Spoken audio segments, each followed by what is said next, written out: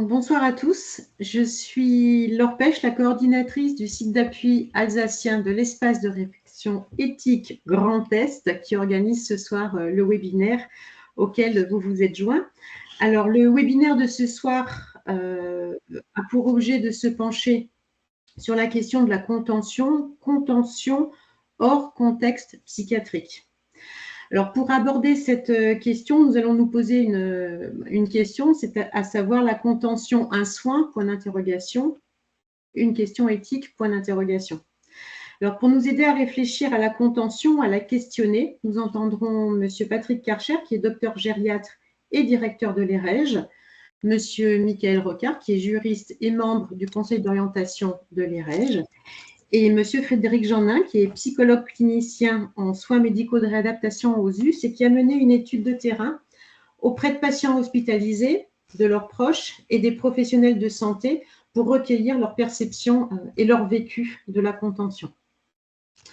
Suite à ces interventions, nous aurons un temps de débat. Donc, les questions que vous aurez envie de poser, elles pourront l'être via le chat ou directement en levant la petite main que vous trouverez sur votre application Teams. Je voulais aussi vous signaler qu'un document de ressources bibliographiques sera mis à disposition concernant la contention sur le site internet de l'EREJ. Voilà, donc je remercie toutes les personnes qui nous ont rejoints ce soir. Je remercie bien évidemment les intervenants. Et je vais donner la parole à M. Karcher qui définira ce qu'est une contention, rappellera ses modalités pratiques avant d'ouvrir sur les questions posées par son usage.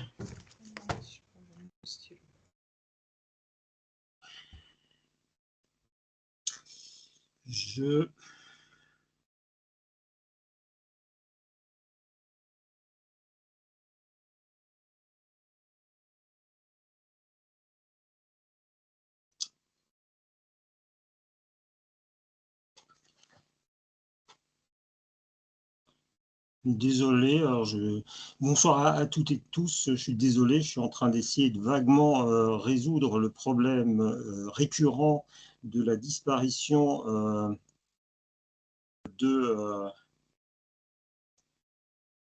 du support qu'on avait testé juste avant et qui n'apparaît plus. Non, il n'apparaît plus. Hein. Et ça, c'est quand même très gênant. Veux-tu que je le lance, Patrick ? Je vais encore faire un dernier essai et puis oui, après, il faudra le lancer, je pense, parce que sinon, c'est toujours la même chose. Alors, on a testé avant, ça marchait, et là, je n'arrive pas à le faire. Ah, ça y est, là, il réapparaît. Je vais voir s'il se partage. Est-ce qu'il est partagé? Tout à fait, c'est bon. Tant mieux.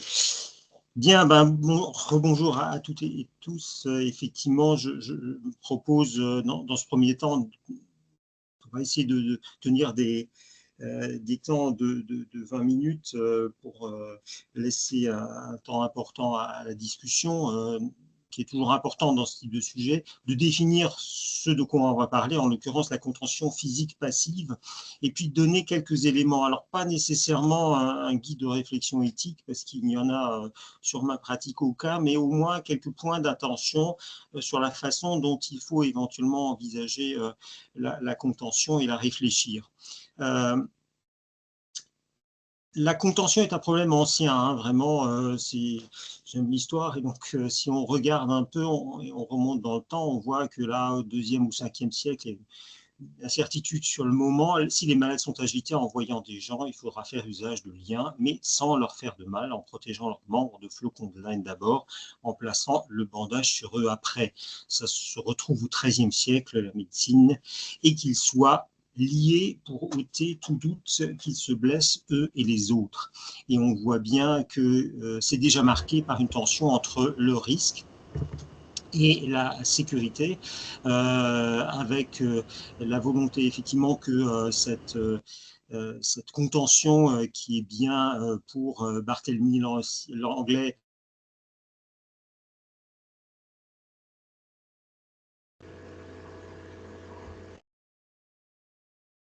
Ton micro est coupé, Patrick.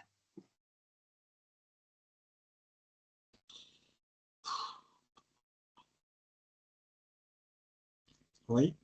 Là, il est plus coupé, mais le truc a disparu. Écoute, Laure, si tu peux le mettre en route, visiblement, il y a à nouveau un problème, hein. J'ai soit le son, soit l'image. C'est terrible.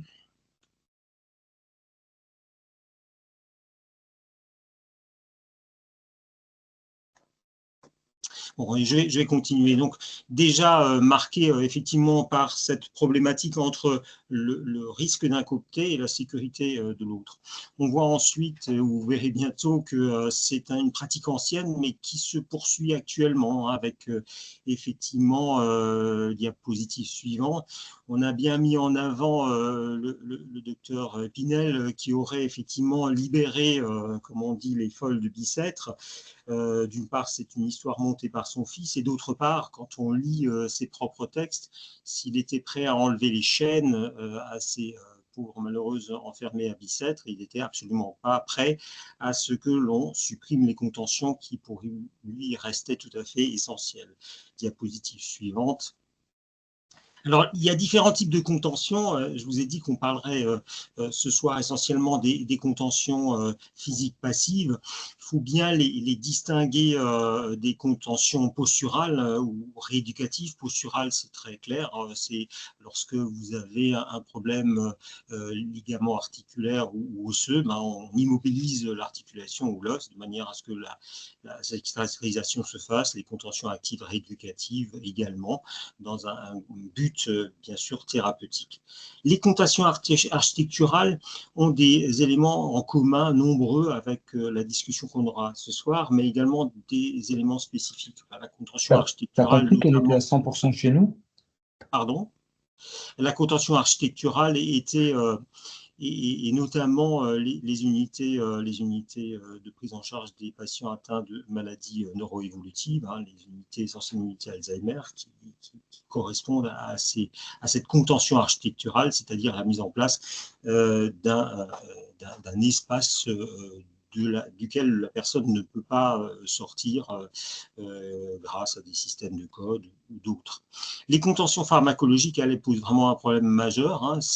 Alors, ce n'est pas l'utilisation des médicaments dans un but de traitement, et notamment de traitement des symptômes comportementaux. C'est vraiment l'utilisation de la pharmacologie pour immobiliser la personne. Donc, habituellement, à des doses relativement importantes.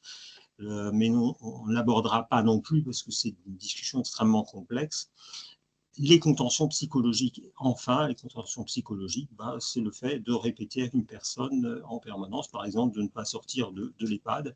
Et ça a créé un système de contention qui, certes, a l'air invisible, mais qui est parfois tout aussi important. Diapositive, pardon. Diapositive. Non, ça ne marche plus. Oui. Alors, la définition, c'est… Définition de la contention, l'utilisation de tous les moyens, méthodes, matériels, vêtements qui empêchent ou limitent les capacités de mobilisation volontaire de tout ou partie du corps dans le seul but d'obtenir une sécurité physique pour une personne qui présente un comportement estimé dangereux ou mal adapté. Et j'ai surligné estimé parce que je crois que en grande partie, une partie de la discussion vient de là. Estimé, ben, il y a une part extrêmement subjective de la définition de cette sécurité physique à obtenir. Deuxième définition, très rapidement, elle met surtout en avant que la contention implique nécessairement un tiers, et notamment le soignant. Diapositive suivante. Les moyens spécifiques, alors ça très rapidement, pour les soignants, vous les connaissez, elles sont nombreuses, gilets, sangles thoraciques, ceintures, attaches de poignets, de chevilles. Les sièges gériatriques, et notamment les sièges avec un adaptable fixé chez les gens qui sont encore capables de se déplacer, c'est également une contention. Le Draos type Sécuridra, hein, qui est un système d'immobilisation avec une certaine souplesse. Les barrières de lit, tout ça sont des moyens de contention physique passive et définis comme tels. Et à côté de ça, malheureusement, il reste encore, et toujours à l'heure actuelle, des moyens non spécifiques. C'est l'utilisation de tout matériel afin de limiter la mobilité d'une partie ou de tout du corps. Ça peut être des draps, des vêtements, des tables placées devant le siège de la personne. Et ça, c'est une véritable catastrophe parce qu'effectivement, ils sont à la fois dangereux parce qu'ils ne sont pas prévus pour ça. Et deuxièmement, ils ne marquent pas clairement le fait qu'on est en train de mettre en place une contention. Je pense que le message de cette diapositive, s'il faut en venir un, c'est qu'il faut impérativement utiliser des contentions spécifiques. Voilà, le diapositive suivant, je vous ai montré un certain nombre de ces types de contentions. On va passer à la diapositive d'après. Pour réfléchir la contention physique passive, on peut avoir différents angles, et je vais rapidement les évoquer. Alors, il y a le classique autonomie versus bienfaisance, malfaisance, hein, le principisme qu'on met en avant, la justice bien sûr également, mais ça, elle est rarement en tension dans ces situations. La dignité, la liberté versus la responsabilité, mais surtout derrière la responsabilité, souvent le risque. La question de savoir quelle est la place de la contention par rapport aux soins et la question de la contention comme une violence. Je vais commencer par l'autonomie versus la bienfaisance et la malfaisance pour dire que, à mon avis et sur mon expérience, ce ne sont pas des critères qui sont très aidants dans la réflexion sur la mise en place de la contention. Alors pourquoi? Avant tout parce que l'autonomie de fait est souvent, l'autonomie de décision, l'autodétermination est souvent altérée lorsqu'on est amené à mettre en place une contention, et cela que ce soit pour des motifs comportementaux ou que ce soit pour des motifs de chute. Donc ce n'est pas un critère qui aide énormément. On constate que l'autonomie n'est pas là. Alors, reconstruire l'autonomie comme on le fait parfois sur l'histoire de la personne, mais il n'y a personne qui envisage de se faire attacher à un moment ou à un autre, donc ce n'est pas non plus aidant de ce point de vue-là. Bienfaisance, malfaisance, oui, ce serait aidant en pensant effectivement au bien que l'on fait et aux risques que l'on fait prendre à la personne, mais de fait, et j'y reviendrai juste après, c'est souvent envisagé sous l'angle du risque, et d'un risque envisagé de façon très néo-hygiéniste, c'est-à-dire soit d'un risque juridique, soit d'un risque du type événement indésirable. Et là aussi, très rapidement, la réflexion aboutit à des impasses. Le deuxième critère que j'aimerais évoquer, c'est la dignité. Et là, vraiment, il faut mettre en avant cette dignité et l'avoir en permanence, à mon avis, dans l'esprit lorsqu'on pense à la contention. Parce que la mise en place d'une contention, quelle que soit la visée que l'on donne à cette mise en place, est une atteinte à la dignité de la personne. C'est une dévalorisation de l'image de la personne. Et il faut impérativement, dans la réflexion, intégrer cette notion de dignité. De fait, lorsque l'on met en place une contention, on modifie profondément l'image de la personne, aussi bien vis-à-vis de l'entourage, hein, voir son proche attaché est quelque chose d'extrêmement traumatisant, mais également vis-à-vis des soignants, puisque la position de la personne prise en soin est modifiée par la contention. Et quoi que l'on fasse, quel que soit, il y a cet élément. Il faut en plus ne pas surrajouter de l'indignité à l'indignité, et notamment penser à la façon dont on met en place la contention, et ça me semble tout à fait essentiel, le dispositif utilisé, la façon dont on le met en place. Liberté versus responsabilité et risque, diapositive suivante. Là, liberté, oui, je ne vais pas assister, diapositive suivante. Liberté, je ne vais pas trop assister, mais parce que Michael Rocard le fera juste après moi, parce que c'est certainement un élément essentiel. Il faut juste se rappeler, il y a deux grandes recommandations, elles sont anciennes, il y en a une de 2000, par laquelle je conclurai, et celle de 2004. Celle de 2004 était essentiellement faite par des juristes. Et ils ont dit clairement que c'est une atteinte à la liberté inaliénable d'aller et de venir. Ils l'ont répété pendant toute la recommandation, ce qui fait que pour eux, systématiquement, ça doit être interdit, ça doit être tout à fait exceptionnel, réservé aux situations d'urgence médicale, réévalué toutes les 3 heures. On comprend bien que ce principe de liberté est un principe fondamental. Il faut néanmoins pouvoir adapter notre prise en soin à cette à ce principe et il faut toujours le garder de ce fait en mémoire. Il rappelle que il s'agit toujours de réconcilier finalement des principes opposés, la liberté et la sécurité. Diapositive suivante. Et après, en face de la liberté, il y a la responsabilité. Le problème, c'est, et ça, la responsabilité est un critère important. Le problème, c'est que c'est souvent pas entendu comme responsabilité face à la personne ou face à la relation de soins. C'est souvent entendu sous le chapeau de la prévention du risque, de l'événement indésirable, de la crainte d'une poursuite si jamais il y a une chute ou on ne sait trop quoi. Et donc, c'est mis en avant pour éviter des conséquences graves. Le problème, et là je vais être très bref, mais la littérature est riche là-dessus, c'est qu'en plus, si on veut bien réfléchir à ce moment-là et se rappeler qu'on réfléchit la responsabilité avant tout sur le plan du risque, c'est que ce n'est pas une bonne méthode, la contention, notamment pour les chutes, puisqu'elle augmente le risque de chutes graves, celles qui ont des conséquences pour la personne, notamment en termes de fractures ou de blessures. Diapositive suivante. Est-ce que c'est un soin? Alors là, c'est une question difficile. Tout à l'heure, au XIIIe siècle, on parlait de médecine, sous forme de la contention. Il y a eu des débats extrêmement importants, on peut mettre la diapositive suivante, débats extrêmement importants là-dessus, notamment en psychiatrie, où il y a eu des débats assez vifs. Alors, il y a des arguments contre le fait que ce soit un soin, et j'en retiens deux. D'une part, du côté des soignants, lorsque cette convention est mise en place, il y a souvent, quand même, sur mon expérience, un ressenti pénible, un sentiment de frustration, de culpabilité qui ressort. Et je pense que c'est un argument en disant que c'est quand même un soin très particulier. Et puis un deuxième argument qui me semble lui beaucoup plus pertinent, c'est que les contentions augmentent lorsque manquent les soignants. Ça, des études le montrent. Moins il y a de soignants, plus il y a de contentions. Donc je pense que ça n'a pas directement quand même à voir avec le soin, d'une façon ou d'une autre. Alors qu'est-ce qu'on soigne en plus lorsqu'on met une contention? Il faut quand même l'envisager comme un soin. Et à ce moment-là, quand on envisage quelque chose comme un soin, on se pose la question de ce qu'on soigne. Les motifs de la contention sont les chutes, essentiellement en premier motif, les symptômes comportement et la déambulation excessive.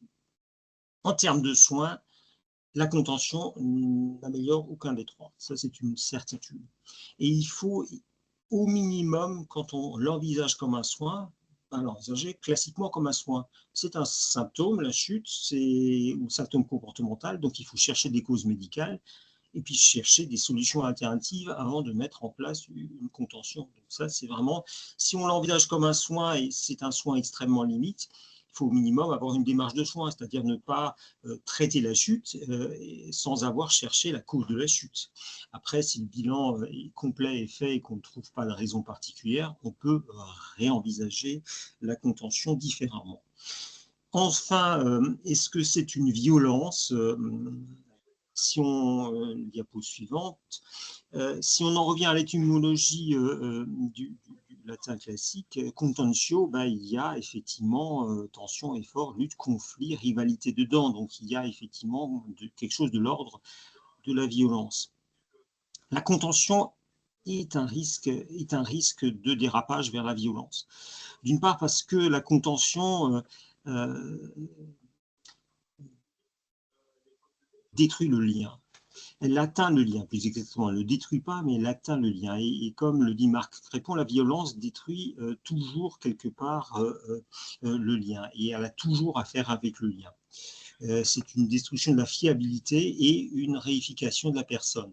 Donc il faut vraiment le penser, alors pas nécessairement, je ne dis pas que mettre une contention est nécessairement violent, mais il faut le penser comme une violence. Ça dévoile un rapport de force. Quand vous mettez une contention, il y a un rapport de force qui apparaît et c'est une négation de la liberté de l'autre. Donc tout ça, il faut l'avoir en tête lorsqu'on prescrit la contention et lorsqu'on la met. D'autant plus que, lorsqu'on y réfléchit, la contention peut avoir des conséquences et des conséquences graves, l'infection, la perte de la marche, plein d'autres choses, voire létales. Puisque dans une analyse faite par l'agence notamment qui s'occupe des dispositifs médicaux, il y a 42 décès qui ont été déclarés entre 2011 et 2019 et ces chiffres sont largement sous-déclarés. On peut aussi donner nos propres cellules sous schématopoïétique pour faire de l'autogreffe et ça marche aussi de l'allogreffe. C'est juste compatible. Oui. Et l'importance, il y a un micro ouvert là. L'importance. Oui, il faut être généreux. C'est pour ça que maintenant, on fait des autogreffes. Oui. Excusez-moi, Il y a un micro ouvert. Sur l'autogreffe, oui. Monsieur ou Madame Cassel, effectivement, vous avez le micro ouvert et du coup, on n'entend plus Monsieur Karcher. Et de séparer les cellules leucémiques. Alors, nous changeons de diapo, de webinaire et nous passons à un diapo sur la greffe. Non, ça y est. Bon. L'importance. Alors, penser comme une violence, c'est quand même important parce que ça met l'importance du tiers en avant. Et j'y reviendrai également tout à l'heure rapidement. C'est-à-dire que lorsqu'on regarde les réflexions sur la violence, sur les conflits, notamment ce genre de Chimel, il dit que lorsqu'il y a violence, il y a une exclusion du tiers. Là, tu viens un peu vite. Et c'est donc l'importance de la réflexion pluriprofessionnelle. Il faut impérativement qu'il y ait du tiers pour réfléchir ça, pour éviter justement que ça devienne une violence. Là, maintenant, la diapositive suivante, merci. Tiens, il en manque une. C'est pas grave, je vais... Finalement, ce qui marche pour moi le mieux, quelque part, dans la réflexion, à mon avis, c'est la réflexion à travers l'éthique du care. Pourquoi à travers l'éthique du care? Parce que l'éthique du care est une relation qui s'intéresse fondamentalement à la relation. Et que là, effectivement, lorsqu'on met une contention, on modifie la relation et la relation de soin. Et que penser la relation est tout à fait important. Relation avec le patient, entre le patient et les soignants, relation entre le patient résident et son entourage est quelque chose d'essentiel. Remettre la relation au centre me semble tout à fait essentiel.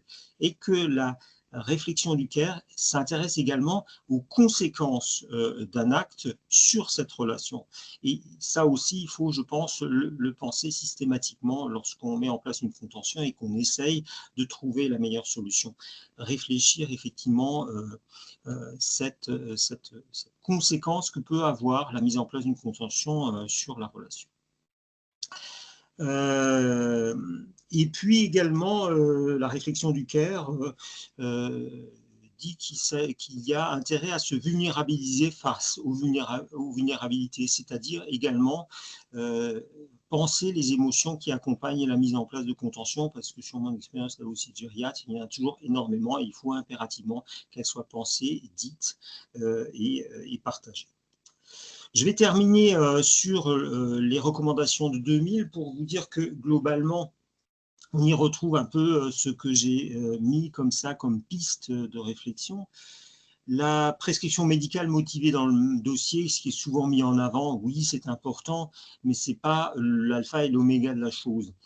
L'alpha et l'oméga, pour moi, c'est la discussion pluriprofessionnelle pour la raison que je viens de vous donner, c'est-à-dire que c'est effectivement quelque chose dont il y a un risque fort de dérapage vers la violence et il faut mettre du collectif, impérativement mettre du collectif. Apprécier le bénéfice-risque et le noter dans le dossier, oui. La surveillance programmée des complications, parce que c'est un acte qui n'est pas anodin, il faut impérativement suivre de façon rapprocher la personne de manière à ce que ça évite ces complications. L'information de la personne ou des proches, oui, la personne, je pense que symboliquement, il est important de dire à la personne qu'on va lui mettre une contention, même si son discernement n'est pas bon, le dire de façon formelle à un moment ou à un autre à la personne, lui expliquer pourquoi on le fait et jusqu'où on ira et quand on le fera. Les proches, bien sûr, pour éviter notamment le choc de découvrir son parent attaché alors qu'on n'y était pas préparé. Deuxième diapo.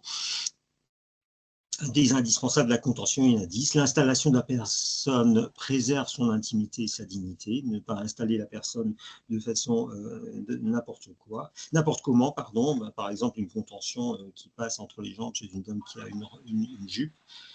Le matériel de contention adapté et spécifique pour éviter les risques. La levée de la contention le plus souvent possible. Et une réévaluation, c'est-à-dire que ce n'est pas à vie qu'on est contentionné.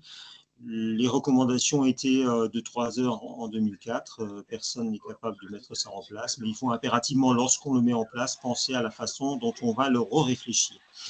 Voilà, j'ai un peu débordé, mais il y a eu des...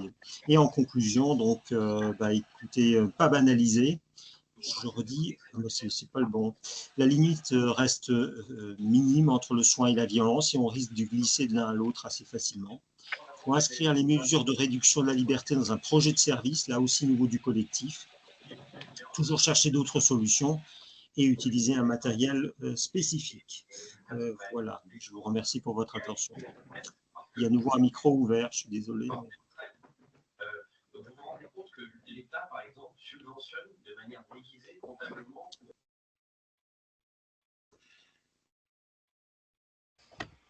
Je pense que j'ai désactivé tous les micros. Merci, Monsieur Karcher.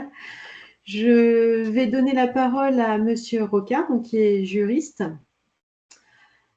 Est-ce qu'on passe à un diaporama? Je veux bien que tu le mettes parce que je n'arrive pas à l'afficher, Ouais. sachant que le mien est un peu long, voilà, mais donc je vais passer pour donner un petit peu les idées générales.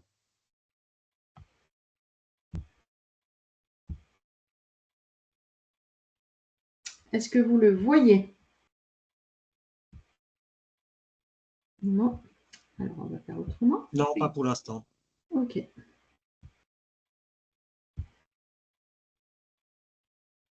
Sinon, je peux faire sans l'or et puis on le donnera après. Hein.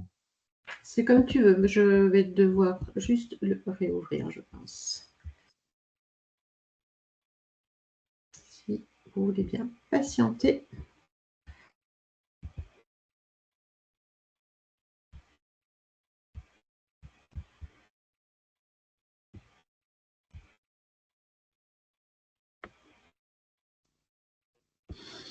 Il s'ouvre. Et oui. Alors, je l'ai là. Et il disparaît. Alors, je suis. Ouais. C'est ce qui m'est arrivé tout à l'heure. Hein. Vous l'avez. Voilà. Alors, je vais définir effectivement, en fait, sous l'aspect juridique. Alors, en diapo 2, je vous ai mis effectivement en fait une citation qui est parlante, puisque moi, je vais prendre effectivement en fait la casquette du juriste. Le juriste, il a un tort, c'est qu'il a horreur effectivement en fait du vide.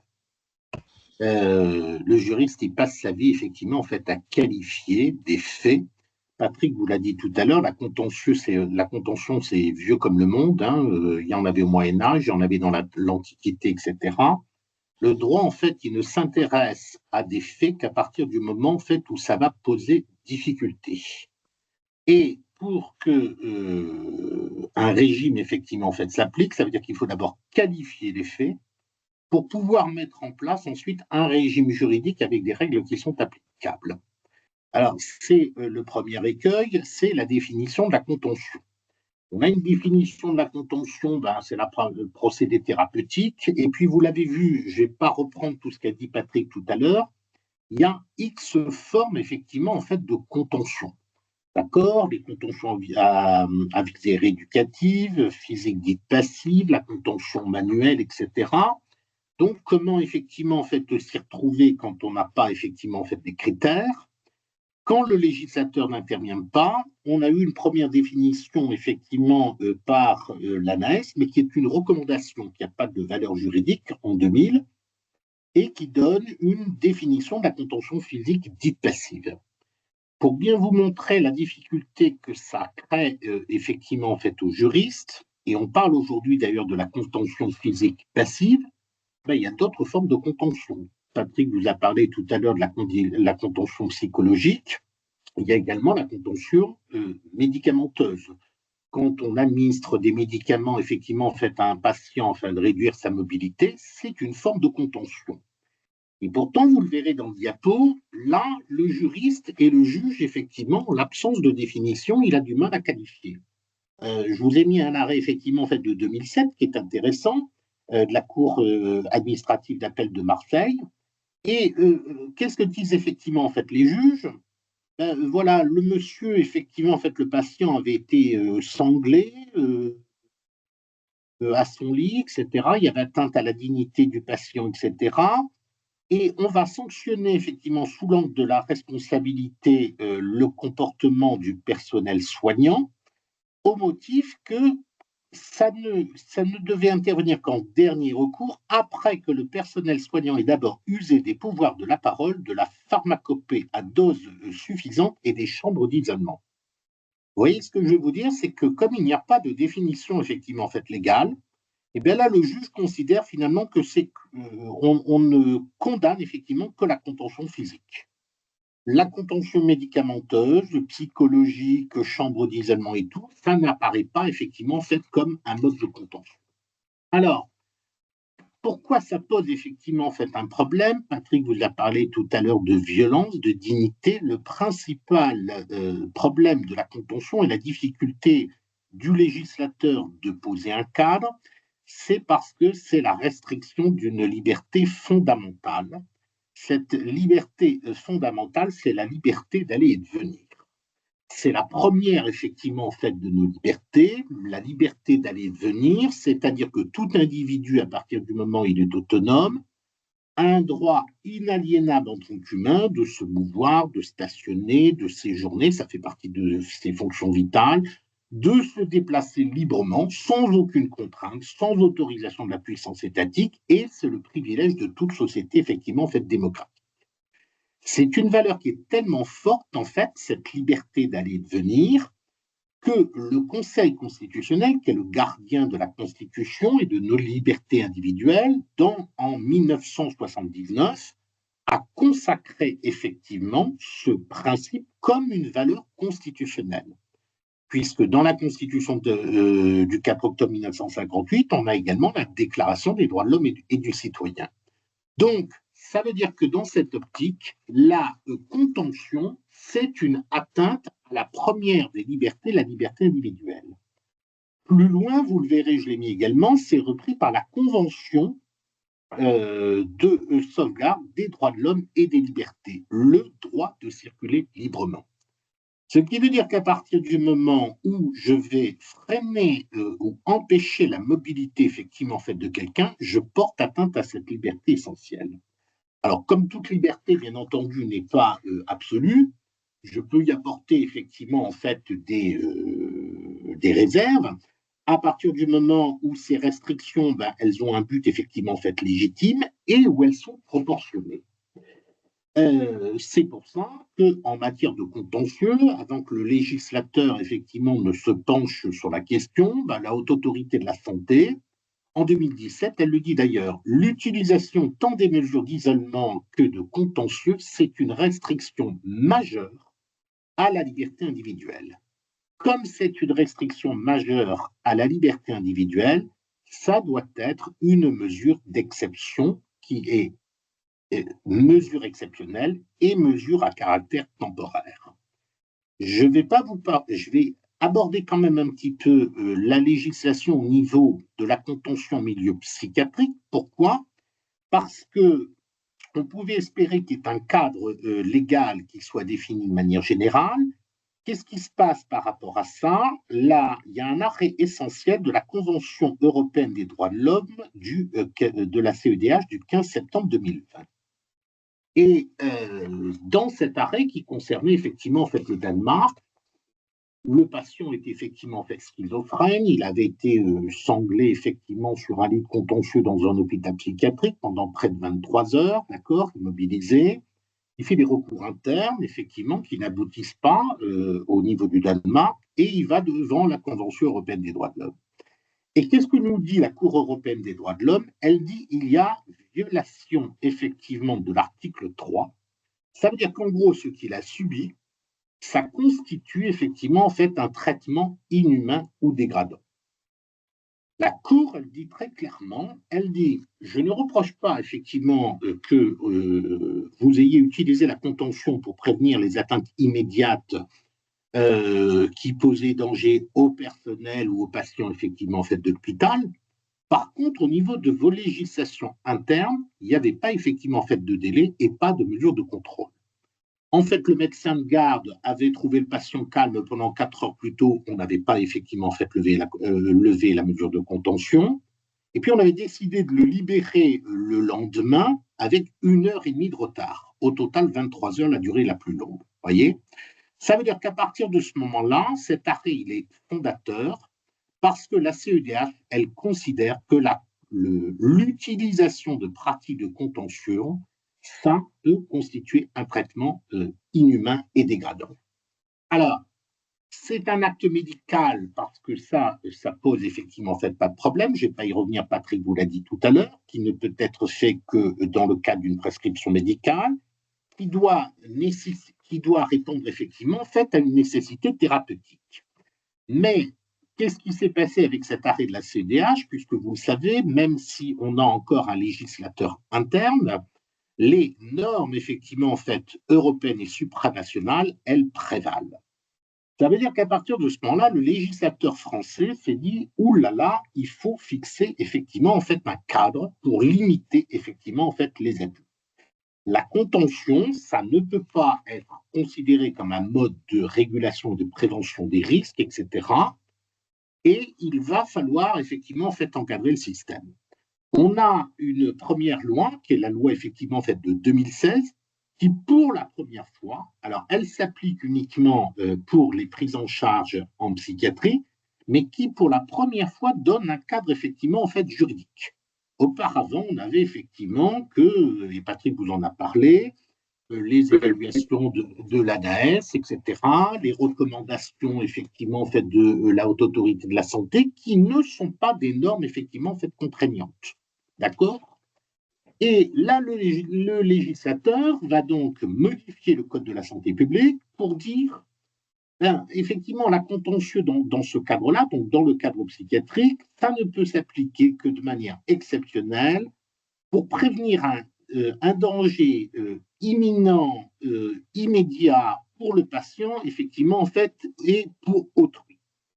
Le législateur va limiter, et j'y reviendrai tout à l'heure, il va limiter effectivement le cadre juridique uniquement pour les établissements de santé chargés d'assurer les soins psychiatriques. Mais le législateur attendait qualifié pour répondre et pour éviter une condamnation effectivement en fait de la Cour européenne des droits de l'homme. Le législateur, il ne qualifie pas légalement la contention. Aujourd'hui, il n'y a toujours pas de définition légale de la contention. Ça veut dire que ça pose un problème de sécurité juridique et le législateur, il dit, ben voilà, il y a effectivement en fait un cadre avec des délais, vous le verrez, etc. Mais le juge des libertés et le gardien de la liberté individuelle, c'est le juge judiciaire. Et le législateur en 2016, il ne prévoit pas de recours effectivement en fait au juge judiciaire. Ce qui veut dire qu'à partir de ce moment-là, le Conseil constitutionnel va reprendre effectivement en fait des décisions, d'accord, pour dire, pour faire simple, revoyez effectivement en fait votre copie. Le Conseil constitutionnel, il impose effectivement de pouvoir avoir que le juge judiciaire ait un contrôle effectivement en fait de la mesure. Et on va avoir au total, alors je vous passerai, vous le verrez puisque je vous ai fait l'historique dedans, on va avoir 3 décisions avec ce qu'on appelle des questions prioritaires de constitutionnalité pour aboutir effectivement en fait avec une première loi de 2020 qui est effectivement en fait retoquée et puis une loi de 2022 sur laquelle on est actuellement qui a un grand mérite. Cette loi effectivement elle fixe plus ou moins un cadre.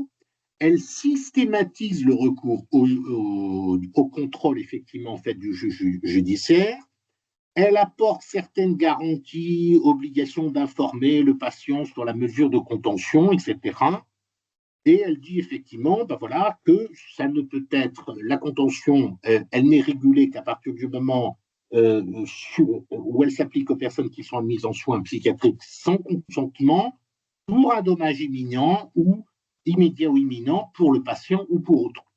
Caractère effectivement en fait temporaire, elle fixe effectivement en fait des délais. Alors je serai quand même assez un peu critique, vous le verrez dedans, parce que là c'est pareil, le législateur a fixé un cadre, les délais sont d'une telle complexité, puisque lorsqu'il y a renouvellement effectivement en fait d'une mesure, il faut automatiquement saisir le juge de la détention et des libertés, ce qui fait que même dans le cadre effectivement des établissements psychiatriques, c'est très difficile à mettre en œuvre.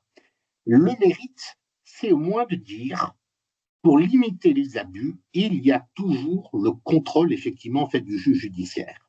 Si le juge judiciaire n'est pas saisi à temps par l'établissement, si le juge judiciaire ne peut pas statuer, effectivement, en fait, dans les délais qui sont impartis, c'est-à-dire qu'il y a une main levée automatique de la mesure de contention qui s'applique. Alors, on pourrait se dire, contrôle juridictionnel, c'est absolument fabuleux, etc. Mais le législateur, il a circonscrit, en fait, cette mesure uniquement aux personnes qui font l'hospitalisation en soins psychiatriques sous contrainte.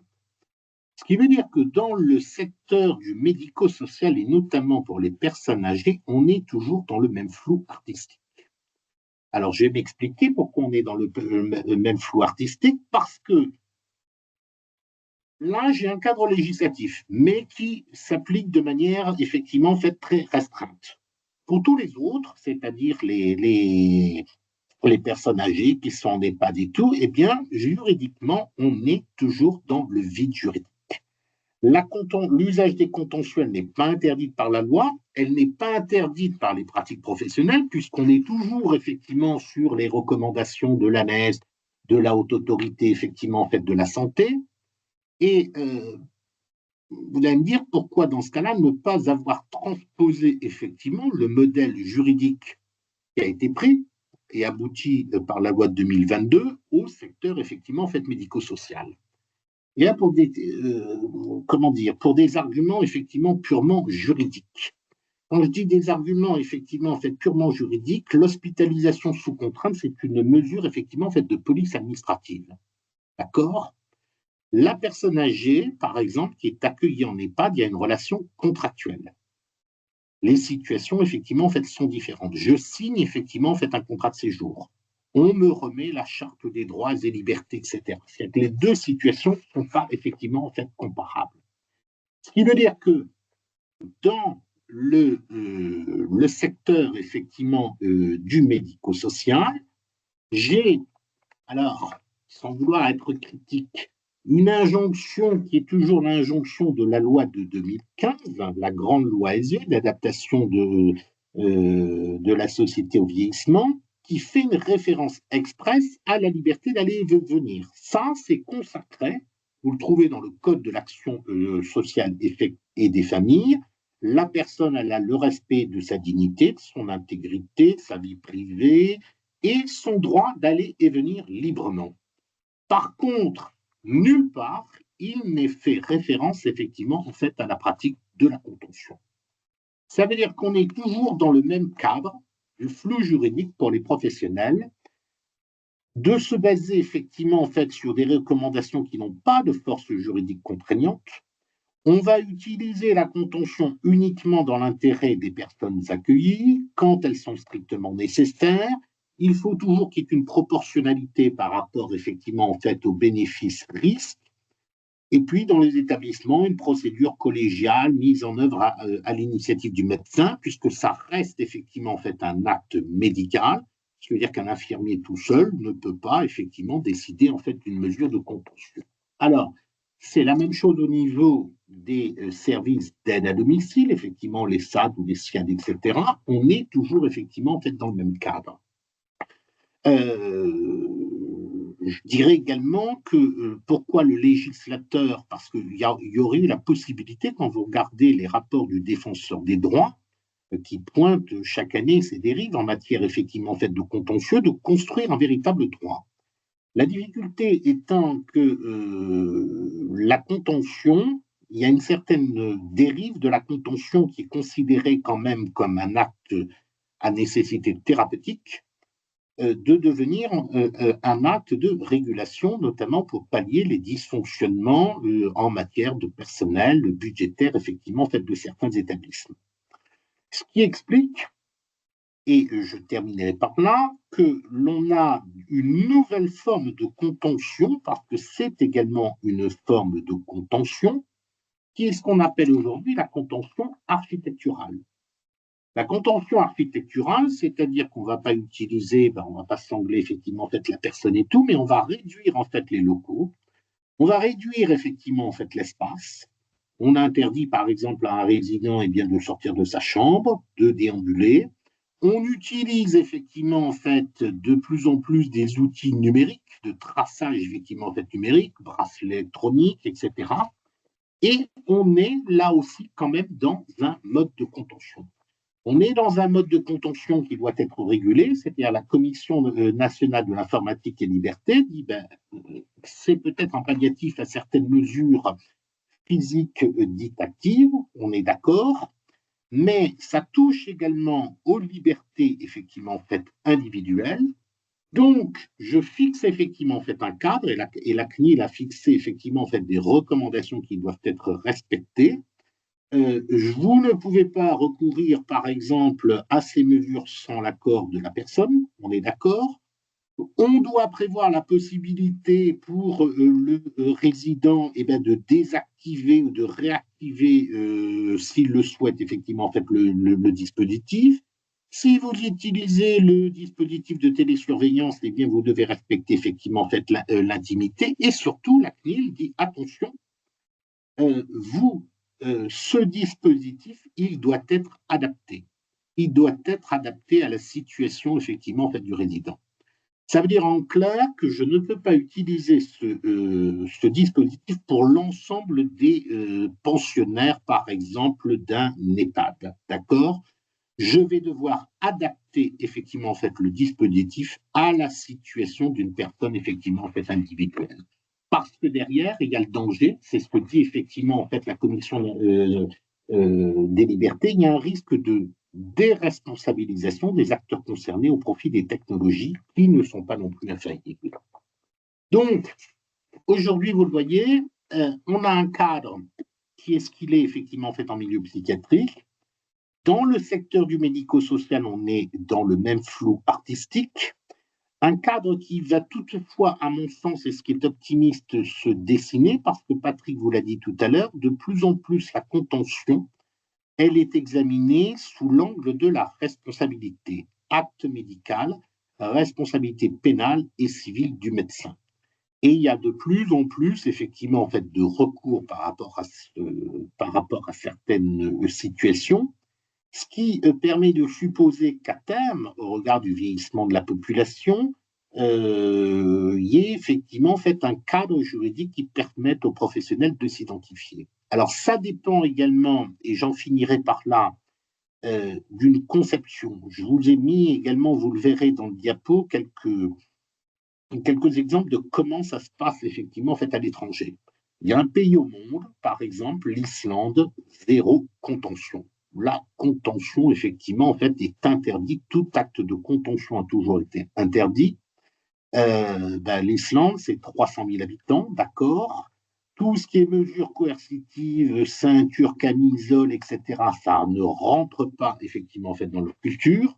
En 1933, il y a eu une expérimentation, effectivement, en fait, de contention mécanique qu'on a vite laissé tomber. Voilà. Pourquoi? Parce qu'effectivement, on est à une échelle, effectivement, en fait, autrement grande. Plus près de nous, la Grande-Bretagne, qui a alors, même s'il y a une tendance à l'augmentation, effectivement, en fait, de la contention, mais qui s'explique par une conception libérale, c'est le non restreint. Tous les moyens, effectivement, en fait, coercitifs doivent être, effectivement, en fait, proscrits. On est sur la politique de ce qu'on appelle, effectivement, en fait, l'open door, le non restreint, etc. La difficulté est que... je sais ce que je fais. Je vais remettre sur mon truc. Voilà, ça s'explique également par le fait d'une question, effectivement, en fait, de moyens et de volonté politique. Voilà, j'ai terminé. Merci beaucoup, Michael, pour toutes ces informations qui ouvrent les champs de réflexion aussi, qui montrent bien que toute relation soignant-soigné est dans une société et il y a aussi du droit et des réflexions qui entourent cette relation. Le diaporama, donc je ne l'ai pas passé pendant l'intervention, puisque voilà, j'aurais dû courir un petit peu après, mais il sera disponible dans la bibliographie qui sera affichée sur le site de l'EREJ. Et donc, je te remercie, Michael. Je vais passer le micro à Frédéric Jeannin, qui va nous faire part d'une étude qu'il a menée. Donc, Frédéric, si tu veux que je passe le diaporama, tu peux me le dire. Voilà. Oui, oui, oui, tu peux le lancer.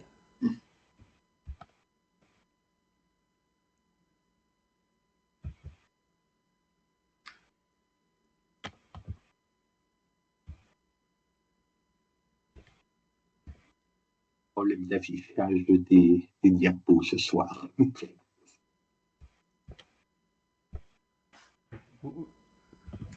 Et voilà, ça doit être bon.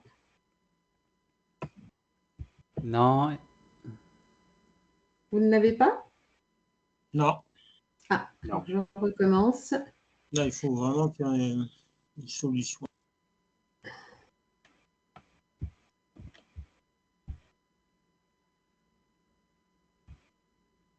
oui. OK. Donc, je vais vous parler de la perception et des vécus de la contention des patients âgés hospitalisés, des proches et des professionnels de santé en service de soins médicaux et de réadaptation gériatrique. Diapo suivante. Donc, tu peux la voir en plein écran, parce que c'est écrit petit.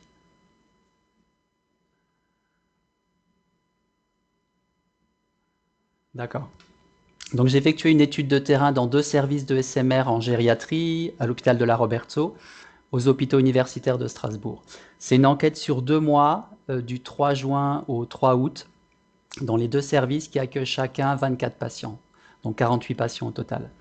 Et je tiens à remercier d'ailleurs les patients, les proches, les professionnels qui ont accepté d'apporter un témoignage sur cette thématique et sur cette expérience. Et c'est précieux en fait pour nous aider à prendre du recul par rapport à nos pratiques professionnelles. En 2 mois, il y a eu 103 admissions de patients et 13 patients ont eu au moins un dispositif de contention, soit une fréquence de 13%. Dans l'étude, j'ai pu rencontrer 12 patients sur les 13. Enfin, j'ai rencontré les 13, mais 12 patients sur la question de la contention. 9 familles de patients étaient sans visite ou sans famille et 44 professionnels de santé. Les contentions utilisées, ceinture abdo-pelvienne, gilet thoraco-abdo-pelvien, la tablette fixée sur le fauteuil gériatrique fixe, là il y avait une situation, et le sécuridra. Une limite, c'est que je n'ai pas pu intégrer la question des barrières de lit, des doubles barrières, parce qu'il ne m'était pas possible de faire la part entre les barrières qui étaient mises à la demande des patients, et les barrières mises intentionnellement pour limiter la liberté de mouvement. Quand on parle des patients au pluriel, des proches, des soignants, ça laisse penser qu'ils sont des catégories homogènes. En fait, chaque perception, chaque vécu s'inscrit vraiment dans la singularité, avec des nuances, des variabilités et des points de convergence. Diapo suivante. Alors, les patients ont-ils conscience d'être sous contention, d'avoir une contention? Tous n'ont pas conscience d'avoir une contention, je précise, en tout cas, pas au moment où les professionnels leur installent. Certains même se disent confortablement installés, et une des explications, en fait, sera liée aux pratiques langagières. Ce que les patients disent quand je leur demande qu'est-ce que c'est, ça, au niveau du sécuridra, ils disaient c'est un drap, c'est une chemise de nuit, ça, c'est du linge de lit, c'est un sac, c'est un kangourou, j'ai eu comme réponse, un drap comme un autre. Et pour la contention au fauteuil, c'est un gilet pour avoir chaud, c'est un sac pour mettre le portable, c'est moi qui l'ai acheté, et la personne mettait son portable dans la ceinture. Ça, c'est pour tenir chaud, c'est un petit fermé derrière, donc il y a déjà la notion là de restriction. Ça, c'est pour la colonne vertébrale, et le monsieur faisait le geste de se tenir droit. Par contre, un des enseignements, c'est que tôt ou tard, les patients réalisent et rapportent l'expérience d'être entravés dans leur mouvement. Ils le disent avec des mots ou avec un comportement. C'est-à-dire que la conscience et la perception de la contention chez nos patients, elle n'est pas constante dans le temps, mais elle est présente dans toutes les situations. Et leur tolérance ou leur intolérance de la contention fluctue. D'où l'importance d'évaluer aussi à différents moments et à partir de l'aspect verbal, mais aussi du comportement. Je vous ai mis quelques verbatims.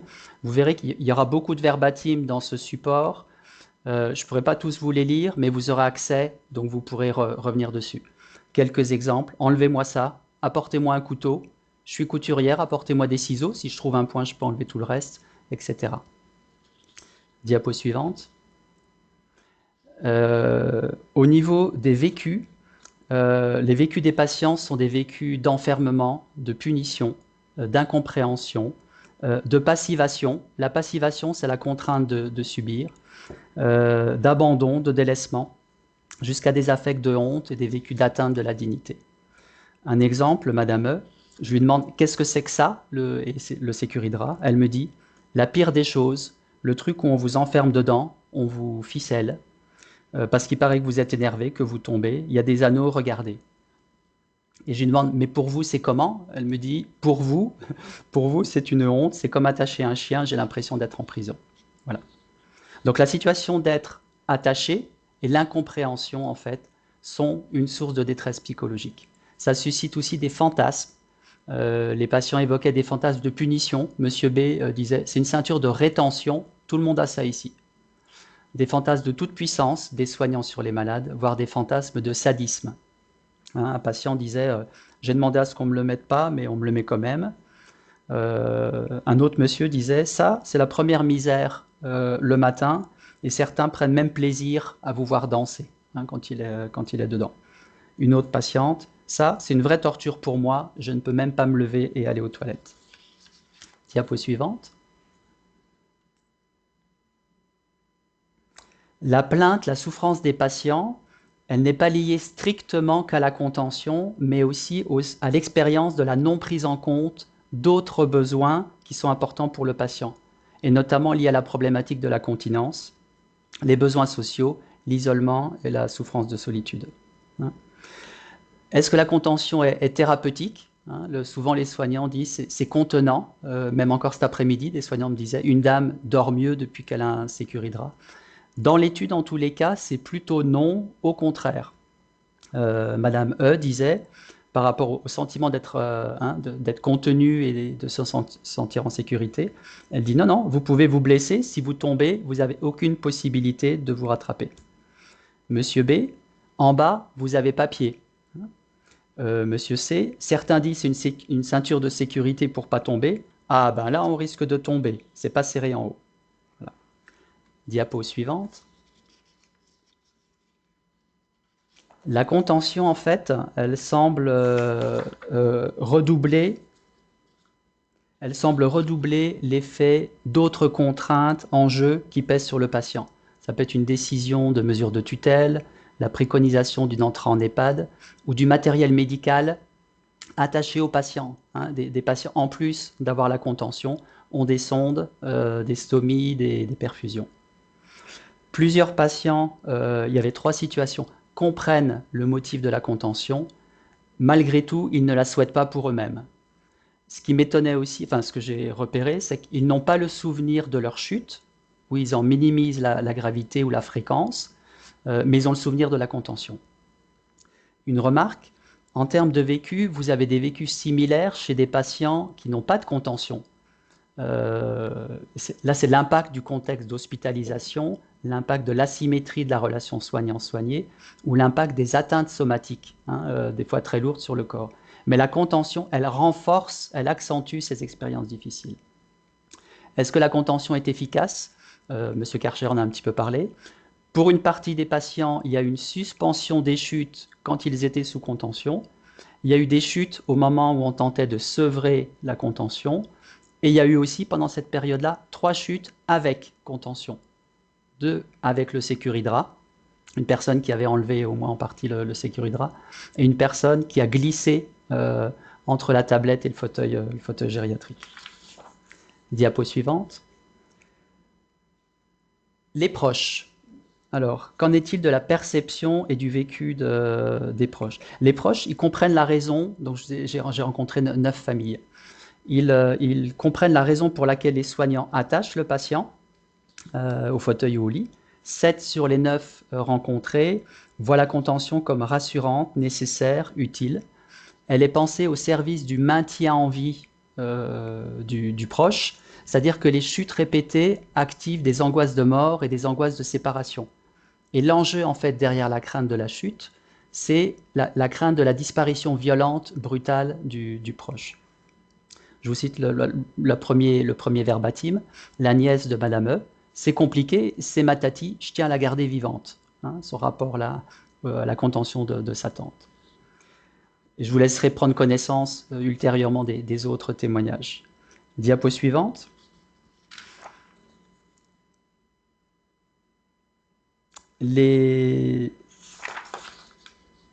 Alors, à la différence des soignants, les familles rencontrées ne semblent pas percevoir les prises de risque que peuvent prendre les personnes âgées avec la contention. Il y avait juste 2 sur 9, ni les conséquences délétères de la contention sur la santé physique ou psychique. Il y avait juste une personne sur 9. Si la plupart des familles évoquent une perception en partie rassurante de la contention, ils expriment quand même majoritairement une perception ambivalente et un sentiment de malaise ou de mal-être de voir leurs proches attachés. En disant c'est dur, c'est compliqué, ça fait mal au cœur. En fait, voir et savoir son proche attaché leur fait violence. Elle renvoie à une atteinte de la dignité de leurs parents.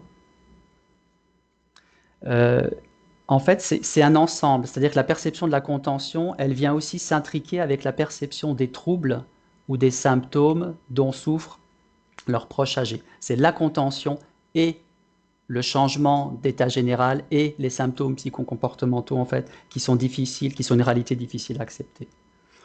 Je vous cite 2 exemples, la première et la dernière, là, témoignage. Le fils de Monsieur B, par rapport à la contention, d'un autre côté, ça fait quand même assez sauvage, comme une camisole, comme une prison. On a quand même du mal à imaginer qu'il termine sa vie attachée. C'est quand même horrible de finir sa vie attachée. Son père a 95 ans. Et le dernier des témoignages, ça fait très mal au cœur, c'est dur. Le pauvre, il s'agit de son mari, il est complètement prisonnier de ce drap. D'un côté, ça m'apaisait, je savais qu'il prenait des risques, mais je suis partagé. Ça m'a fait mal au cœur et d'un autre côté, ça me rassurait. Et le fait que les sujets âgés vivent mal la contention et qu'eux-mêmes le vivent mal, ça les pousse aussi à rechercher et préférer des alternatives. Il donnait quelques exemples. Diapo suivante. Je vais passer aux professionnels. Quelle est la perception de la contention pour les professionnels? On va voir qu'il y aura des points communs aussi avec les familles. Pour un tiers des professionnels, la contention, elle est perçue, elle est décrite comme positive, parce qu'elle est utile dans certaines conditions, nécessaire, bénéfique. Les professionnels disent qu'ils la vivent bien, ou plutôt souvent ils disent qu'ils la vivent pas mal à partir du moment où elle est évaluée, réfléchie, prescrite. Hein, c'est un soin dans le sens où elle s'inscrit dans une démarche professionnelle validée par le médecin, temporaire. Ils font allusion à un des principes, à une des normes du principe de bienveillance, de bienfaisance chez Beauchamp et Childress, qui est éviter tout tort ou tout dommage. Par contre, le fait même d'attacher un patient reste associé à du déplaisir. Hein. Je vous donne quelques verbatims. Pour moi, c'est un soin contraint, mais c'est un soin, utile pour un temps, nécessaire dans certaines conditions. Il ne faut pas les mettre à tire-larigot. Un autre témoignage. Ça ne me gêne pas trop, comme ça je suis sûr qu'il ne va pas tomber si on a décidé qu'il en a besoin. Voilà. Donc les professionnels mettent plus l'accent, plus le focus sur la protection et la sécurité là, que sur le versant de privation de liberté qu'implique la contention. Diapo suivante. La perception la plus fréquente chez les soignants, et c'était aussi le cas chez les familles, c'est quand même une perception ambivalente. C'est-à-dire qu'ils mettent en avant une facette positive, souvent la vertu ou l'attente de protection, de sécurité, qui est nuancée par une facette négative, la privation de liberté imposée ou les conséquences négatives de la contention.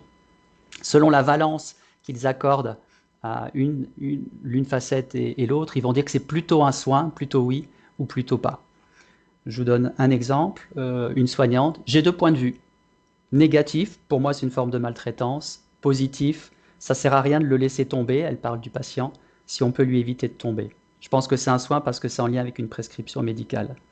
Un autre soignant, la contention, un soin, je suis partagé, il y a des deux. Voilà. Donc cette ambivalence. Diapo suivante. Et on a quelques soignants, 5 à 7 personnes sur 44, qui rapportaient une perception extrêmement négative et douloureuse pour eux de la contention. par rapport à la privation de liberté, au vécu d'enfermement, au pouvoir extrême qui est conféré là aux soignants dans cette situation. Pour eux, c'est assimilé à une pratique de maltraitance, elle leur fait violence et c'est une transgression de leur éthique soignante. Je vous donne des exemples. C'est assez violent. J'ai vu trop de patients se dégrader à la suite de contention, de patients qui se sont dégradés, ça m'a traumatisé. On n'est plus dans la rééducation. Une autre, je ne suis pas très fier, c'est quand j'ai pas le choix. Une autre, c'est carrément entraver les gens, c'est une atteinte à leur liberté. Encore plus la contention au lit, c'est horrible. Tu limites vraiment le patient à rien. Diapo suivante. Les pratiques. Alors, je vous ai cité les 5 principales contentions pratiquées, abdo-pelvienne, le gilet, le sécuridra, la contention avec tablette au fauteuil, plus rare, et les 2 barrières. C'est souvent une demande des personnels soignants, aides-soignants IDE, en poste de jour ou en poste de nuit, qui font remonter à l'équipe médicale. Et ce sont le plus souvent les soignants qui installent la contention. Il y a aussi les rééducateurs, kinés, ergo, qui enlèvent et remettent la contention pour une séance de travail, ou les médecins pour la visite médicale. Dans nos services, la contention n'est pas mise uniquement comme un principe de précaution pour éviter des chutes. Il y a déjà des chutes avérées dans le service et souvent des chutes répétées. Madame T a eu une contention après 2 chutes en 3 heures. Monsieur C, c'était après 3 chutes en 2 jours. Madame T, c'était après 8 chutes et après 2 mois d'hospitalisation. Les motifs principaux, troubles de la marche, risque de chute, troubles psychocomportementaux, agitation. Le profil des patients, dans nos services, ceux qui ont une contention présentent tous des troubles cognitifs, dans le cadre d'une maladie neurodégénérative ou dans le cadre d'un épisode aigu, souvent un syndrome confusionnel. Et ils ne se souviennent pas être tombés dans 11 situations sur 13. 11 patients sur 13 avaient plusieurs contentions. Une contention le jour, au fauteuil roulant ou au fauteuil gériatrique, et le sécuridra la nuit. 2 personnes avaient uniquement le sécuridra. Il y a eu des essais pour enlever les contentions. Souvent, il y a des nouvelles chutes au moment du sevrage de la contention. Pour 3 patients, la contention a été levée à 100%, et pour 2 patients, une des 2 contentions a été levée. Mais la contention n'est pas systématique, c'est-à-dire pendant les 2 mois de l'étude, il y a eu aussi 7 autres patients de SMR qui ont présenté une ou plusieurs chutes et n'ont pas eu de contention. Savoir aussi, la contention, elle évolue en fonction de la réévaluation de la situation et aussi avec une recherche d'allègement des contraintes exercées sur le patient. Par exemple, passage d'une contention au fauteuil gériatrique vers une contention au fauteuil roulant qui permet au patient de garder une liberté de mouvement. Diapo suivante. Les pratiques langagières. Alors, l'élément le plus notable, et c'est pour moi vraiment une découverte en interrogeant les soignants, c'est que personne parmi les infirmiers, les infirmières et les aides-soignantes, et c'est une vingtaine interrogées, personne et quasiment personne sur les 44 professionnels n'utilise les mots contention, attaché avec le patient, même ceux qui disent être relativement à l'aise avec la contention. Il y avait juste 2 occurrences du mot contention utilisé par les rééducateurs, 2 occurrences du verbe attaché ou du mot sangle par les rééducateurs ou les médecins. Voilà, donc contention, attaché, on en parle entre nous, entre professionnels, aux réunions pluri, mais jamais avec le patient. Il y a un processus d'euphémisation de la contention dans la relation au patient. On parlait tout à l'heure, la question est de la nécessité d'informer le patient. Là, il y a une euphémisation de la contention. Je vous ai remis quand même la définition de l'euphémisme, je suis allé rechercher ça. Avec l'euphémisme, on atténue l'expression de faits ou d'idées considérées comme désagréables, tristes, effrayants ou choquants. Comment ils font en pratique? Ils expliquent le soin qu'ils s'apprêtent à faire. Je vais vous installer au fauteuil, je vous remets au lit, et concernant la contention, ils utilisent des mots d'objets ou de vêtements familiers, en gros de la sphère domestique, le gilet, la ceinture de sécurité, le pyjama, la couverture, le sac de couchage, la salopette. Il y avait une occurrence. Voilà. Diapo suivante. Si le patient pose des questions, ils mettent en avant la visée de sécurité, de protection, de confort. C'est pour la sécurité, c'est pour que vous soyez bien, c'est pour que vous ne glissiez pas du fauteuil. Quelque part, quelque chose qui est du côté du care. Si la personne s'oppose, rechigne, alors ils utilisent la référence au médecin. C'est le médecin qui a prescrit, je suis obligé. D'autres ruses. C'est un sac de couchage pour avoir chaud. Voilà. Et donc, il y a les verbatims aussi d'autres soignants. J'évite le mot attaché, c'est fort, c'est négatif. Je dis, je remets la ceinture. Diapo suivante. Les vécus les plus fréquemment rapportés, vécu de déplaisir, sentiment pénible, sentiment de malaise, vécu douloureux, un mélange de tristesse, de déception, de honte, de sentiment d'échec. Hein. Je vous lis quelques verbatims. Ça me dérange, ça me gêne, c'est un symptôme d'échec. J'ai toujours très mal vécu la contention. Je suis pas très fier, c'est que quand j'ai pas le choix. C'est horrible, j'aime pas faire ça, etc. Diapo suivante. Les soignants évoquent aussi une souffrance en miroir par identification au patient. Si tu me mets une contention, je deviens folle. Ça me rendrait dingue, ça me rendrait folle. Je ne supporterais pas qu'on m'attache. Avec la chaleur, mon étude c'était pendant l'été, avec le Sécuridra, ça fait mal au cœur, je ressens de l'étouffement. Et en pratique d'ailleurs, il y avait des attentions, ils enlevaient la chemise de nuit pour que le patient n'ait pas trop chaud dans le Sécuridra. Donc pour une partie des soignants, la contention fait violence à leur identité soignante, et à la conception qu'ils ont de leur métier et à leurs valeurs professionnelles et personnelles. L'hypothèse, par rapport à ces processus d'euphémisation, c'est de la rendre plus acceptable et acceptée aux yeux des patients, et ça suscite de fait moins de réactions d'opposition, mais je crois que c'est aussi pour la rendre plus acceptable aux yeux du soignant, c'est-à-dire de diminuer la souffrance éthique et la culpabilité inconsciente ou le malaise qui est associé au fait d'attacher quelqu'un. Est-ce que la contention est un soin? Quand j'ai posé la question aux soignants, j'avais 3 catégories de réponses. Ceux qui considèrent que c'est un soin, avec un oui franc, un oui assez rapide. C'est un soin de prévention, de protection contre des chutes. Il y a une dimension positive, bienfaisante. Un exemple, c'est une mise en sécurité, donc c'est positif aussi. Hein, éviter tout mal ou tout tort, voilà. Ceux pour qui la contention reste, et c'est l'essentiel de ce que disaient les soignants, quand même une pratique très ambiguë. Si c'est un soin, c'est quand même un soin, pas comme un autre. Et ils donnent à la fois des arguments, c'est à la fois un soin pour telle ou telle raison, et pas un soin pour d'autres raisons. Et ceux pour qui, vraiment, et de façon très rapide, ils disaient, ben non, c'est pas un soin, c'est une privation de liberté, ça n'apporte pas de bienfait aux patients. Et là, ils situent le soin du côté du care. Si c'est pas un soin, c'est quoi? Je leur ai posé la question, et eux-mêmes le disaient, c'est pas un soin, c'est une obligation, c'est une nécessité, c'est une installation, c'est un acte de sécurité, c'est un moyen technique, c'est un outil, c'est une mesure à prendre. Voilà. Diapo suivante. Alors, je vais peut-être passer vite les 2 prochaines diapos, et puis vous pourrez y revenir. C'est pour comprendre un peu pourquoi les soignants à un moment donné sollicitent une contention et disent on n'a pas le choix, on ne peut pas faire autrement. J'ai évoqué dans cette diapo et la suivante 2 clés de lecture, une plus intrapsychique et une qui est liée au rapport qu'ont les soignants aux contraintes du travail réel. C'est-à-dire que ce n'est pas uniquement le bénéfice-risque pour le patient, mais quelque chose qui est en tension dans le rapport aux contraintes du travail réel. Hein? Donc on peut passer à la conclusion.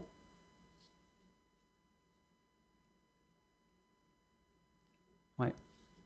Donc elle vient au carrefour, au croisement de plusieurs dimensions. Elle fait violence aux patients. Elle fait violence aux soignants, en tous les cas la très grande majorité des soignants. Elle fait violence aux proches, et même s'ils la comprennent ou la demandent, ça les rassure, ils évoquent le malaise qu'elle suscite. Et quand le patient refuse, c'est aussi une situation de violence, parce qu'il y a la mobilisation d'une force de contrainte. Et c'est stressant émotionnellement, finalement, et pour les professionnels, et pour les soignants. Deuxième, dernière diapo. Donc, quand on attache le patient, il y a un premier franchissement, une première transgression, entre guillemets. En référence à la déontologie médicale, c'est le principe du consentement. Là, on passe outre le consentement et on n'informe pas explicitement de ce que nous faisons. Les soignants cherchent des fois indirectement un signe d'approbation, recherchent une validation de façon non dite ou indirecte, en disant « vous êtes bien installé, ça va comme ça, vous n'êtes pas trop serré », voilà. Mais est-ce que finalement ça reste un non-dit, un impensé, un tabou de la relation soignant-soigné? On pourrait dire la contention, bonjour le malaise. Et une sortie possible, c'est l'élaboration collective de la notion de violence dans toutes ses sources, ses formes, ses expressions. Et puis je termine par une citation de Jean-Marc Talpin, psychologue psychanalyste à Lyon. Il importe toujours de souligner combien l'édulcoration du vocabulaire exerce la violence même qu'elle cherche précisément à dénier. Voilà. Dans les annexes, je vous ai remis quelques principes, quelques schémas de normes chez Beauchamp et Childress, et quelques repères, donc à la bibliographie, et ensuite quelques repères sur les notions de violence et des, voilà, et des principes, des normes, des principes de la bienfaisance. Merci à vous.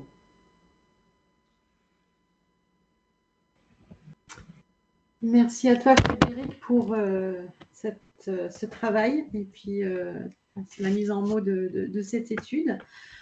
On avait dit qu'on consacrerait un petit temps à des questions que vous pourriez avoir. Donc, n'hésitez pas soit à lever la main, soit à écrire dans le chat. Je n'ai rien vu dans le chat, dans la conversation pour l'instant. Et si vous voulez réagir, levez la main et puis je vous signalerai.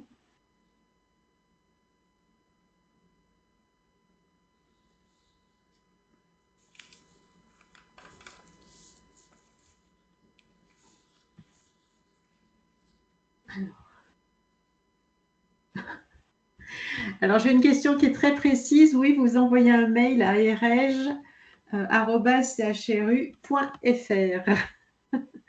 Alors, Madame Signeret, vous pouvez prendre la parole. Je vois que vous avez la main levée. Bonsoir, je suis donc Marie-Thérèse Signoret, aide-soignante en EHPAD. J'ai une grosse problématique, moi, avec la contention, effectivement. Elle est souvent imposée, donc le consentement de la personne est rarement recherché. On la met en place justement suite à de nombreuses chutes pour sécuriser la personne. Un constat que j'ai fait encore pas plus tard que ce matin, c'est que nos résidents, une fois assis, contentionnés, il n'y a plus de remise en question. On ne cherche plus à enlever la contention. Il n'y a plus de suivi au niveau kinésithérapeute. Bon, ergo, j'en parle même pas parce qu'il n'y en a pas qui rentrent dans la structure. Et je trouve que là, quelque part, c'est un manque à gagner parce que je pense que quelque part, si nos résidents étaient plus souvent suivis après une contention, je pense qu'ils déclineraient moins vite.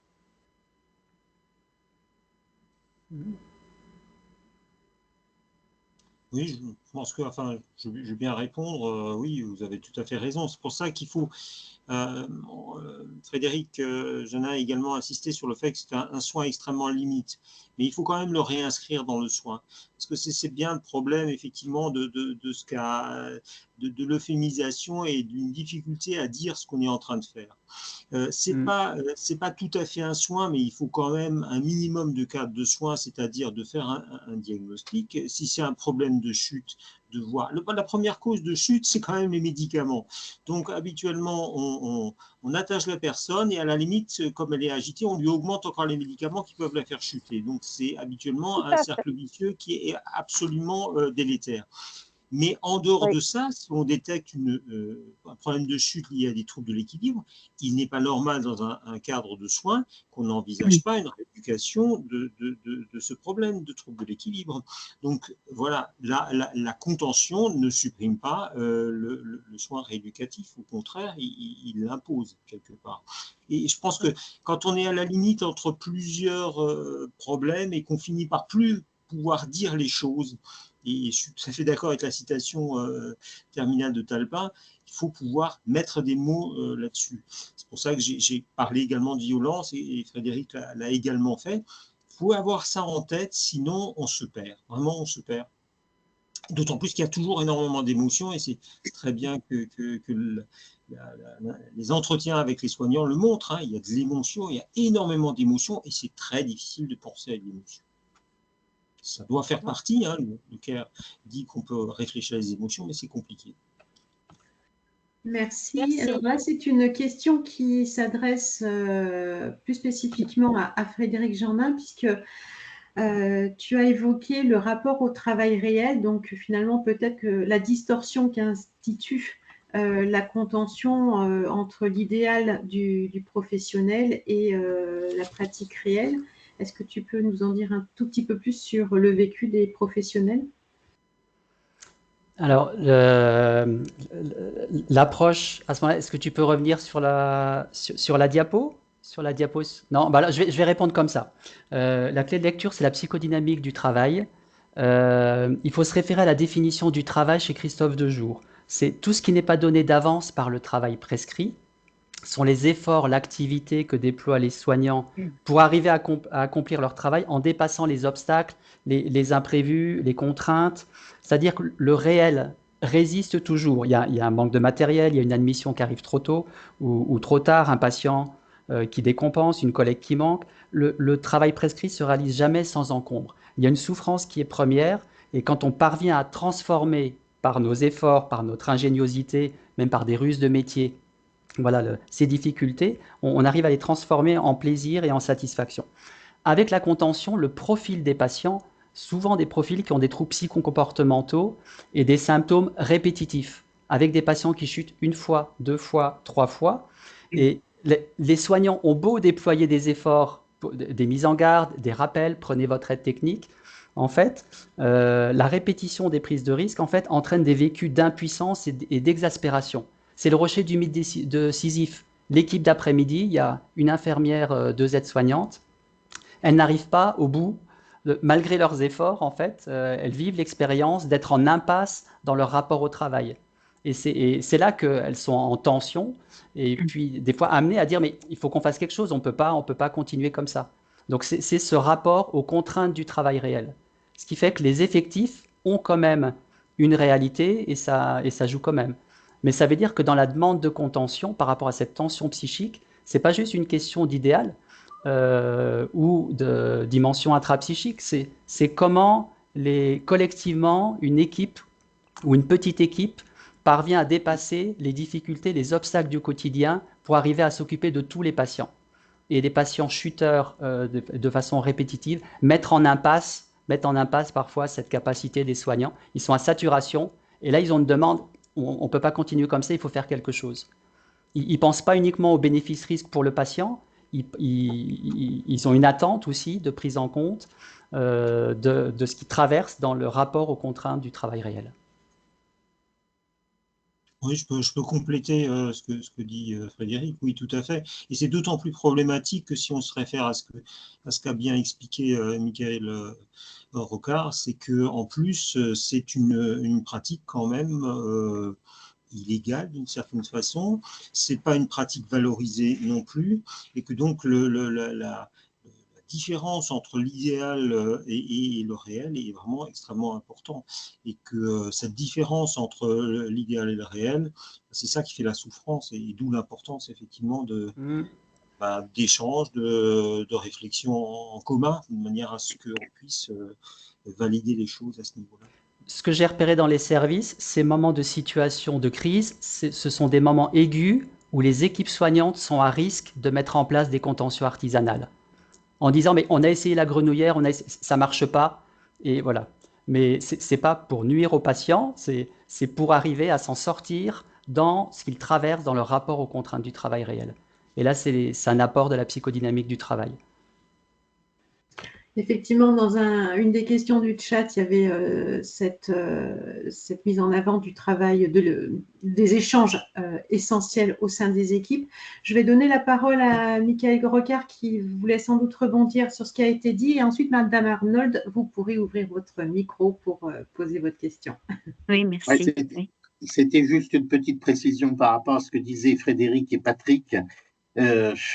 On ne peut pas le qualifier effectivement en fait d'acte de soin au niveau du droit, parce que si c'était qualifié effectivement en fait d'acte de soin, ça veut dire qu'à partir de ce moment-là, le patient, il y a le principe du consentement aux soins. Et c'est toute la difficulté. Voilà. On considère que c'est effectivement quelque chose à objet thérapeutique. Si je considère que c'est effectivement en fait un soin, eh ben, il y a la jurisprudence, il y a tout le cadre de la loi de 2002 par rapport effectivement en fait aux soins. Et théoriquement, eh ben, le résident ou le patient peut s'opposer effectivement en fait aux soins. C'est là toute la difficulté, quoi. Madame Arnold? Oui, je ne sais pas si vous m'entendez. Oui, c'est bon? Oui. Oui. Je dis, ce qui est important, enfin moi je travaille maintenant dans un service de gérontologie, médecine gérontologique, et donc on a souvent des phases aiguës à passer. La décision, quand il y a un problème qui est posé, qu'elle soit pluriprofessionnelle et partagée, je crois qu'elle est très importante parce que la demande est quand même toujours une souffrance d'une façon générale et c'est perçu comme une situation d'échec dans la non-possibilité de réaliser des soins et puis mettre la personne en protection. À un moment donné, j'ai vu sur un slide, la comparaison par rapport à la ceinture de sécurité. Oui, c'est une contrainte, la ceinture de sécurité, mais on sait aussi ce que ça permet, ce que ça évite et autres. Et je pense que quand on explique aux gens le pourquoi du comment, par contre, il faut que ce soit réévalué et souvent réévalué. Et quand on estime que les choses sont apaisées, il faut savoir la retirer, expliquer aux patients pourquoi on l'a mis, pourquoi, enfin, bien sûr, au départ, mais tout ce suivi est important aussi. Et puis, il faut toujours être sûr d'avoir essayé toutes les autres tentatives au préalable. Comme on dit, les médicaments qui peuvent être en cause. Nous, quelquefois, on voit des gens qui sont avec des troubles électrolytiques qui créent des périodes d'agitation où ils peuvent se mettre en danger. Il y a une phase aiguë à passer parce que faut que les choses se rééquilibrent. Et là, on n'a pas le choix parce que les gens se mettent en danger. Nous, on a encore des chambres doubles. On essaye de ne pas mettre les gens agités avec des gens calmes à côté, mais on a parfois des réalités de service qui sont pas simples. Et il faut aussi préserver aussi d'autres patients qui peuvent être dans une proximité qui rendent les choses aussi plus compliquées.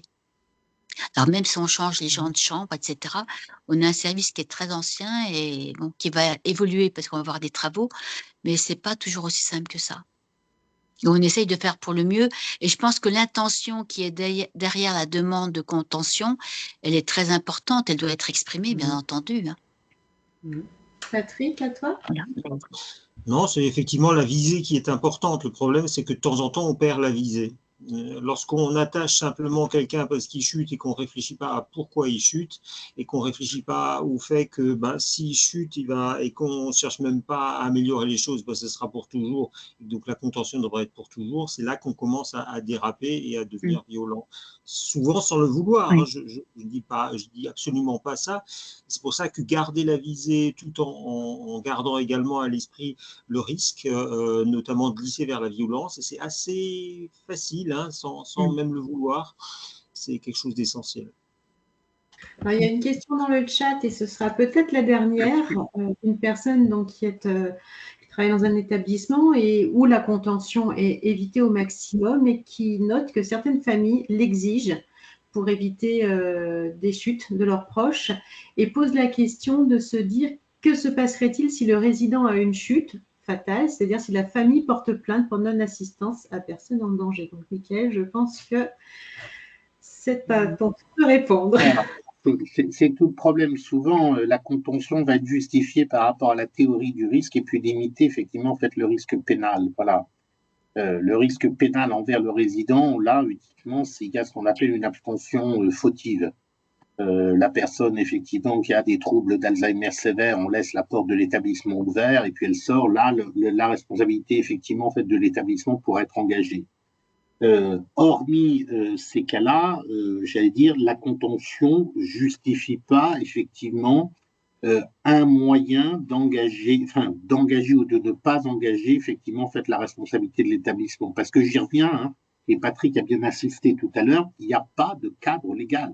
Si on regarde bien, effectivement, en fait, juridiquement, on a des recommandations qui sont des recommandations qu'on n'a pas de force contraignante. Ça veut dire qu'il n'y a pas de cadre légal pour imposer, effectivement, en fait, la contention. Ça ne fait pas partie, effectivement. Alors après, est-ce que, moi je suis pas médecin, est-ce que ça permet en plus de limiter effectivement en fait les chutes, etc. Mais c'est vrai que la question est intéressante parce que bien souvent certains professionnels maintenant ont recours à la contention par rapport à la pression des familles et afin de limiter ce qu'on appelle effectivement en fait le risque juridique. Voilà. Oui, bon, on peut pas imaginer qu'un juge condamne quelqu'un pour ne pas avoir mis une contention, dans la mesure où la contention Voilà. est totalement illégale, hein. Je crois que ça, il faut Ah ouais. quand même revenir là-dessus. Après, le problème avec les familles est complexe et complet, hein. C'est un autre problème. Oui, je pense que ça pourra faire l'objet d'un webinaire, la place de Il y la avait famille dans les encore, relations de soins. il y avait encore une main levée, je crois. On peut Oui, oui, peut-être tout à encore. fait. Donc, c'est Bénédicte Lemoine. Je te laisse la parole, Bénédicte, en ouvrant ton micro et puis après, on clôturera le webinaire.